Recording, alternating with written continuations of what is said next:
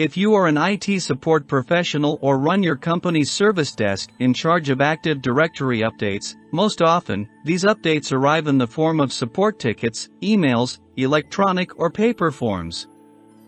Your HR department will hire a new employee or terminate an existing one, or change employee profiles such as title, department, phone number, or address, and generally, the expectation is that all IT systems will be updated accordingly, including Active Directory. As such, the process is generally inefficient, tedious, and mostly error-prone. What I want to show you today is a solution that can easily automate this task. Using Adlink, you can set up connections between your source data, Cloud HR, CSV files, or SQL databases and your Active Directory. Adlink will process user provisioning, deprovisioning, and profile updates automatically within set intervals, essentially making the HR data source the single source of truth. You'll find a link down here from which you can download it for free and try it out for yourself.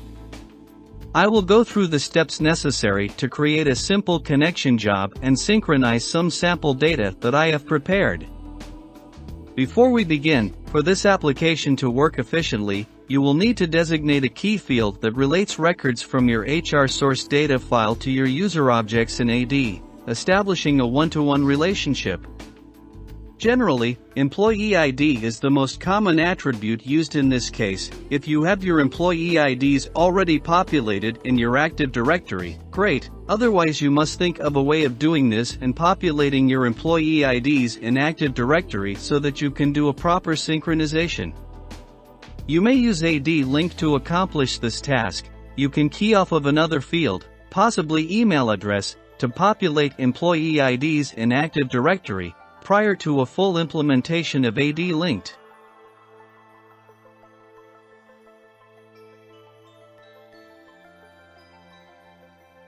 I have installed Adlink and it's ready for us to create our ADP connection.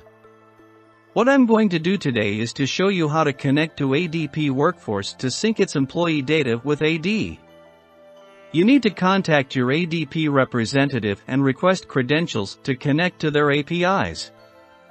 You will need a client ID, client secret, and an ADP-issued certificate. Once you have obtained your credentials and the certificate, you can proceed with creating an AD-linked connection for ADP. I have created a container called New Users in my Active Directory and it's empty as you can see.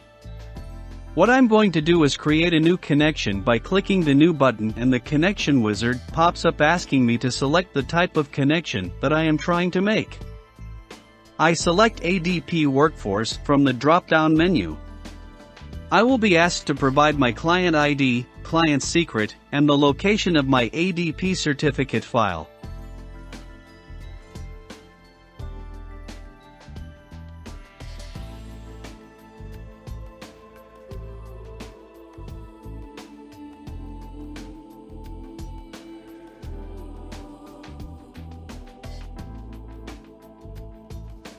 It will require you to verify your connection before moving to next page.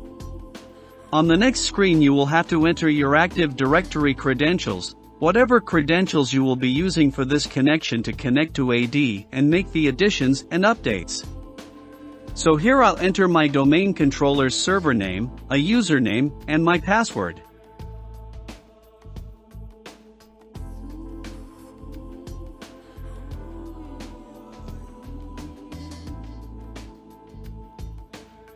I must verify this connection before I can proceed.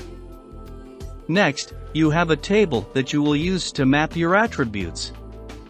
On the left side you see a source field. These are the columns that Adlink just retrieved from ADP. So, I am going to select certain fields that I want to synchronize on a regular basis. I'll start with the first name and last name.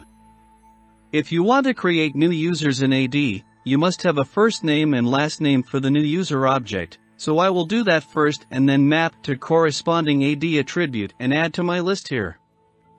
After the first name and last name I will select title and map to job title. Then I will go ahead and select department and maybe phone number.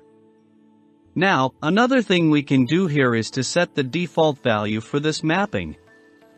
Setting a default value for the phone number mapping is useful so that when an employee doesn't have a phone number in the source data, its phone number attribute can be set to a general company number.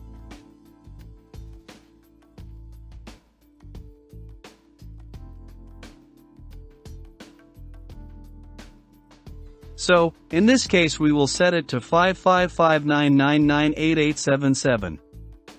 Next, I will pick city and add it to the list, then perhaps state. That's good enough for our demo purpose. I'll click next, and on the next screen you can decide if you want Adlink to create new users for you in Active Directory. If it is unchecked, of course, it will not create any new users. In this case, I want this option and will check it. You will be presented with new options where you can select your logon name format from one of the available ones. In this case, I'm happy with first name initial and last name. Set the default password for new users and have them change at the next logon, options that you are probably familiar with from your Active Directory interactions. Then I am going to pick my new users container that I created earlier. Click Next and you can have users disabled based on one of the fields that is retrieved from the source data. So, in this case, if you want any employee with the status field of terminated to be disabled, this is how you would set it. I'm not going to do that at this time. I am going to simply create all my users first. An important thing to be mindful of is having a key field in order to make a one-to-one relationship between your source data and Active Directory. This would be a unique value in your data source, like the employee ID. What will happen here is that if Adlink doesn't find an employee ID it reads from the source in Active Directory, it will then create a new user, and if it finds it, then it will simply update it according to the mapping table set up earlier. If you have Softera's ADAXes installed and configured, you can enable this feature to have Adlink make all the updates through ADAXes, taking advantage of its powerful automation engine. I will not get into this here, perhaps in future videos. All you must do is enable the feature and provide your ADAXes server name and your credentials. Next, you can set the time interval between each run or how often this connection will run. In my case, I'll set it to 30 minutes. Then specify how many users you want to process each time.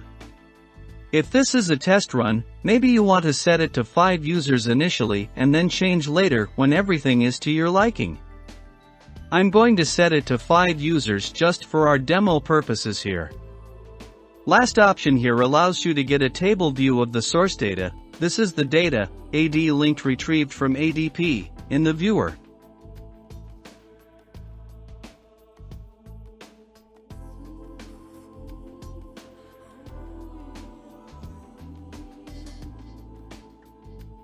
A clean grid table format that you can inspect the source data. Here you can also set a filter. As you can see, I have 1472 rows in this table that I will filter based on the status field being equal to active, to sync only active employees within this table on my first run. As you can see, it filtered all rows with status being active. Now we have a list of 471 employees to work with. I will save this filter and then click Finish. Adlink will save the connection and ask if I want to restart its service so that the new connection will take effect. I will not do that now. As you can see, the connection was created with the specified parameters. Now, what I'm going to do is show you what happens when I run it. Of course, if I just enabled this connection, Adlink service that runs in the background will process it on the next run, but I can just run it from the control panel. I'll go ahead and do that, and we'll see what happens. I'll wait for the connection to be established and data to be downloaded. When it's done, we should end up with 5 new users that it created. If I refresh the AD container, we can see that 5 users were added to this container. Any future changes to the selected fields of employee profiles we created here on the first run will be synced to Active Directory on subsequent runs.